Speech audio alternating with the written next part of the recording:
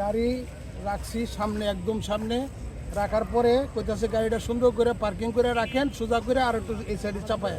তো একটু পিছনে গেছি, গিয়া সামনে যখন গিয়ার দিছি তখন গাড়ি আর কন্ট্রোলে থাকে না, এক দৌড় মারছে, কিন্তু ব্রেকও কাজ করে না, কিন্তু দরজাও খুলতে পারতেছি না, পানির মধ্যে ভেঙে ছিল পড়ে গেছি।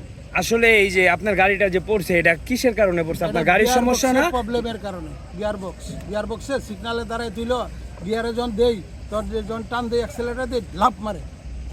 গিয়ার বক্সে কন্ট্রোল করা খুব কষ্ট হয়েছে। মানে আপনার কি কোনো ক্ষয়ক্ষতি হয়েছে?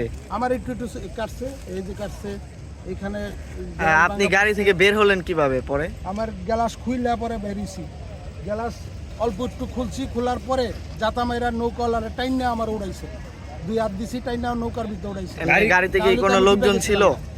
না, একটা গাড়িতে লোক ছিল না, আপনি একাই ছিলেন? একাই ছিলাম। তারা নিচে ছিল, জালমুড়ি খেতেছে।